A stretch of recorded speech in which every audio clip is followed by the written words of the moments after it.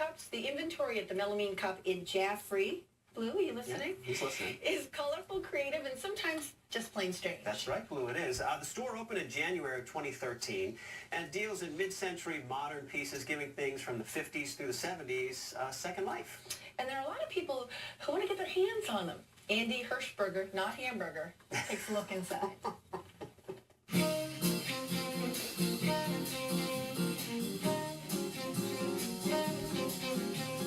It certainly isn't new, and it's not quite old enough to be considered antique.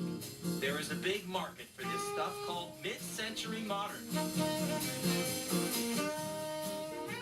Carrie Lindstrom Queter and Jim Queter have tapped into that vein. A lot of it is, nostalgic to people. They walk in and it reminds them of comforting times or going to their grandmother's house or things that they remember growing up. Their store is called the Melamine Cup, located in Jaffrey. It's filled with dishes, furniture, lamps, all kinds of things that are primarily from the 1950s through the 70s.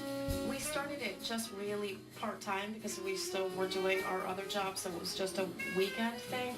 And as it continued to grow, it made more sense to expand our hours and our days, and within 5 months we outgrew our first location.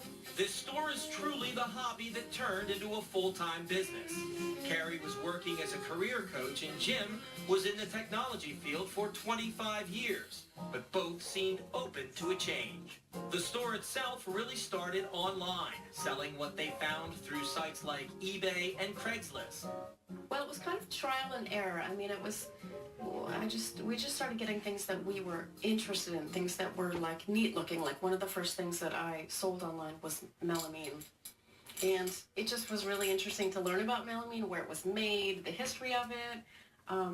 And from there, it grew into really being attracted to stuff from the 50s, 60s, and 1970s. It takes a lot of time to sell on eBay, and if you want to make some money, it takes even more time. So we noticed that, we were spending a lot of time doing this, almost a full-time job. We'd work our full-time job during the day, and we'd be up to 10, 11 o'clock at night posting things. One day last year, we had brought some of the bigger stuff that we had, chairs, bigger sofa kind of chairs, and we brought them to a flea market down in Massachusetts, and we killed it. We did absolutely great. We sold so much stuff, I couldn't believe it. And I talked to Carrie, I'm like, we need to open a store. There's a definite need for this sort of, this niche market. Jim says they spent about 6 months filling their basement with things they collected at thrift stores and flea markets.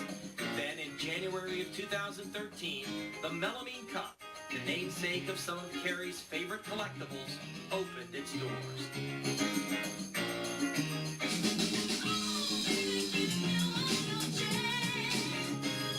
Changes every single week. We have no idea what we're going to have because when we go out and source it, we never know what we're going to find. This is what they call a Hollywood Regency style from the 1960s marble top. Just got it in. It's fun. It's like a treasure hunt. When we go out looking for things, it's, finding that one piece. You go out and spend $200 or $300 on stuff, and you can buy 20, 30 things.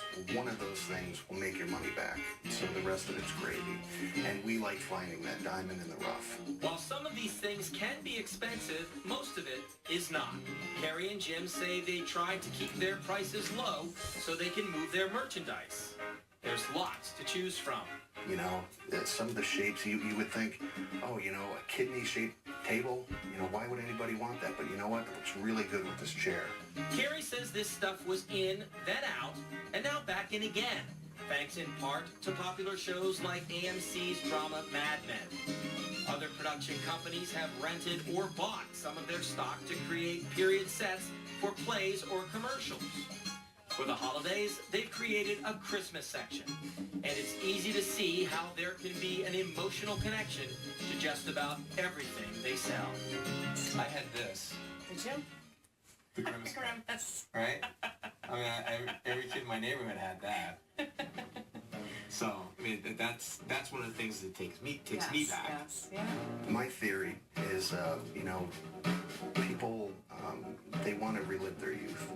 So 40 years ago when I was growing up, I was was at my grandmother's house, and I remember console TVs. I remember weird lamps. It reminds me of good times. You know, it reminds me of my grandmother, my even, you know, my mother being young again. You know what I mean? So, you know, it's neat to think about. So it's not just a blast from the past, it's kind of a cool breeze from another time. Someplace colorful and comfortable, shapely and fun. It's not tacky, it's terrific.